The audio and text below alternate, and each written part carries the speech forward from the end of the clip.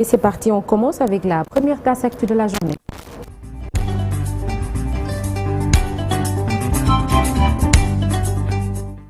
Le journal avec Cheikh Tidiane Diaw annonce de la demande de levée de l'immunité parlementaire d'Amadou Ba. La nouvelle responsabilité parle de tentative de liquidation politique. Face à la presse, la NR estime que cette information relayée dans les médias ne peut en aucun cas prouver qu'Amadou Ba a été épinglé par un rapport. Cheikh Oumar Anne soutient que les tenants actuels du pouvoir cherchent à décrédibiliser les figures de l'opposition. Je vous propose de l'écouter.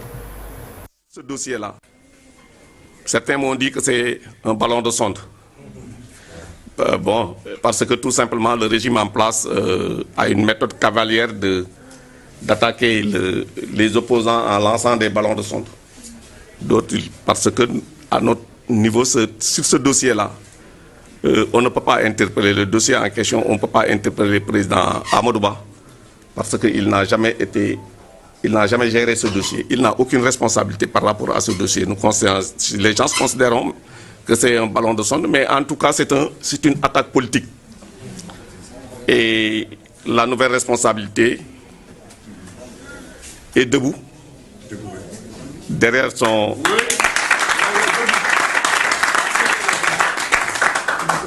son président et fera face. Mais pour le moment, nous considérons qu'il n'y a pas lieu de... Non, on est inquiet pour le pays. Mais il n'y a pas lieu de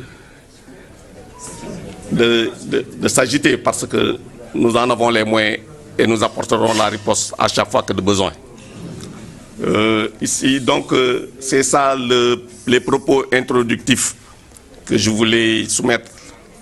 Tout à fait autre chose, Cheikh Tidiane, Halima Sow et ses présumés complices face au juge ce mercredi dans l'affaire des suppositoires. Halima Suppo et ses co-prévenus impliqués dans une affaire de vente illégale de produits pharmaceutiques ont fait face au juge une première fois. C'était le vendredi 31 janvier dernier. Maître Massorna Kane, avocat représentant l'association des consommateurs et l'ordre des pharmaciens, avait demandé la comparution des médecins à l'origine de la dénonciation pour éclaircir les faits. Le procureur lui avait qualifié cette affaire de grave et dangereuse, rappelant les risques encourus par les consommateurs. Sorlanata. Alors, un incendie s'est déclaré au marché central de Ziguinchor. C'était ce mardi, hier donc, en début de soirée. Voilà, donc cet incendie qui s'est déclaré en début de soirée au marché Saint-Maur des Fossés de Ziguinchor, au moins au magasin, a été réduit en cendres.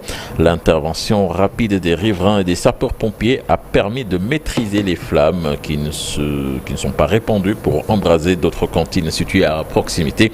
Au final, il y a eu plus de peur que de mal. Certainement, nous y reviendrons dans nos prochaines éditions avec notre correspondant sur place, Boubacar Kassi. Nous parlons de toute autre chose à présent avec le processus de régulation des motos Jakarta.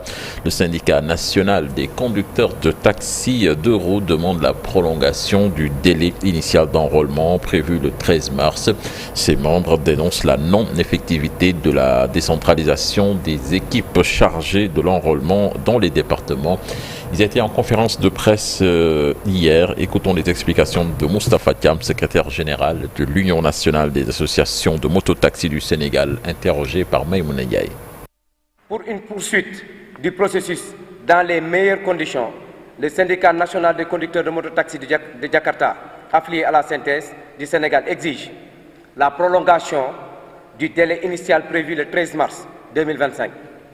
L'installation d'un comité d'enrôlement permanent dans tous les départements du Sénégal. La révision totale de l'arrêté Morngom pour l'adapter au nouveau contexte. Par ailleurs, nous avons noté que la rencontre de la semaine passée avec le directeur général du transport n'a abouti à rien et nous sollicitons une audience avec le Premier ministre du Sénégal, M. Ousmane Sonko, pour lui faire part de nos propositions allant dans le sens de moderniser ce secteur. Nous alertons également les usurpateurs qui tiennent à parler à notre nom alors qu'ils ne sont pas reconnus par les conducteurs de moto Jakarta. Le Djoubal Djoubanti passe d'abord et avant tout par une concertation avec les vrais acteurs. Et puis retenez que dans cette histoire de migration circulaire, les inscriptions en ligne démarrent ce mercredi sur le site du BAOS. Certainement nous y reviendrons également dans toutes prochaines éditions. En sport, la Coupe de la Ligue qui démarre ce mercredi, également une Coupe de la Ligue nouvelle formule entièrement consacrée au U20, comme vous le voyez, des affiches, de très belles affiches, donc à l'image de SMI Casasport, ça c'est en derby 100% casamancé, donc un match à suivre. AS Kaffrine Saloum également, notre derby dans le Saloum.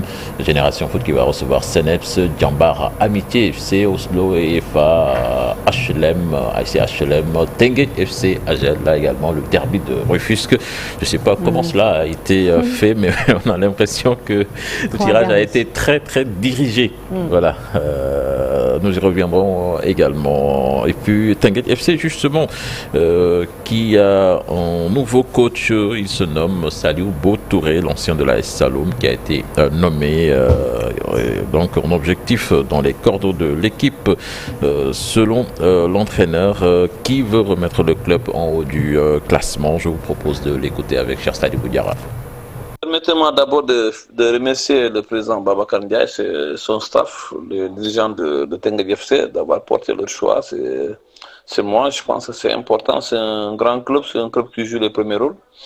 Voilà, c'est vrai que c'est un peu difficile ces temps-ci, voilà, mais ça arrive dans le football, c'est ça le football, il y a des hauts et des bas. Voilà, je pense que le contrat, c'est toujours jusqu'à la fin de la saison.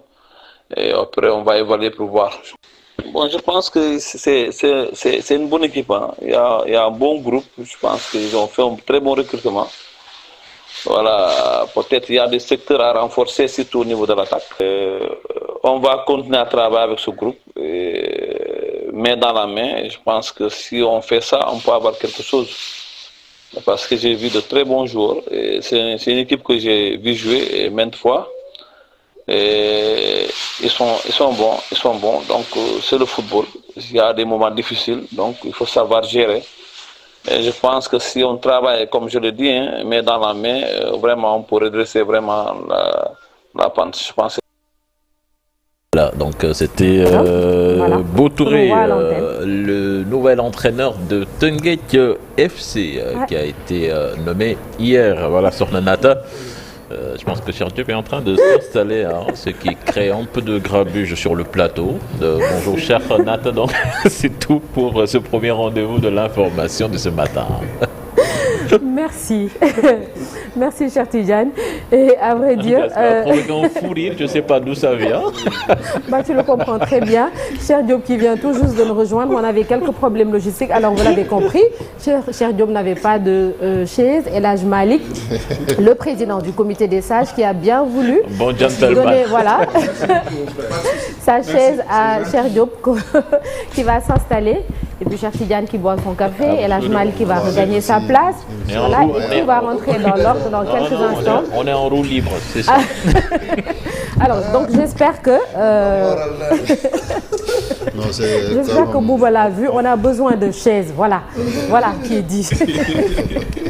Merci beaucoup pour ce fou rire. Cher Tidjane, à tout à l'heure pour le journal. Et ce sera en Wolof Elhaj Malik qui a gagné quelques centimètres. Pour faire sérieux, quoi.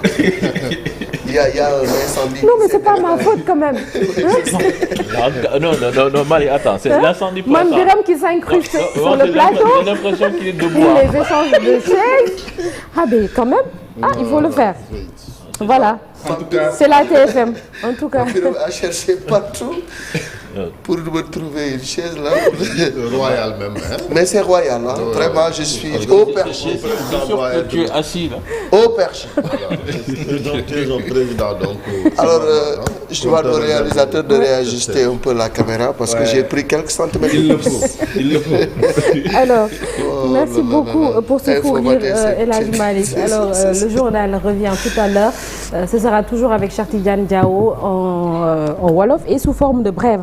Alors, si on vous dit tout simplement Alassane Sy, vous n'allez pas savoir qui c'est, certainement. Alex alors, ou la bande Inno, Alex et consorts, là ça vient peut-être. Alassane Sy dit Alex, formé avec Abba Talib Sow, Inno et d'autres personnes, un gang qui semait la terreur dans les années 90 et 2000 au Sénégal. Inno est décédé en 2005 en prison et Alex y est resté jusqu'en 2020, le 5 février précisément. Il a bénéficié d'une grâce présidentielle après 21 ans de détention. On en parle ce matin dans Un jour au Sénégal, Un jour dans le monde et ce mercredi également l'histoire et la géographie d'un célèbre marché qui se trouve dans la ville de Pikine. Notre guide du jour, Habib Faye, oui, Pikine Chérif. La revue de presse, c'est l'affaire de Cheikh Diop et la météo du jour. On verra tout cela dans la première partie. Tout de suite, l'actualité internationale. Non, je ne te laisse pas parler.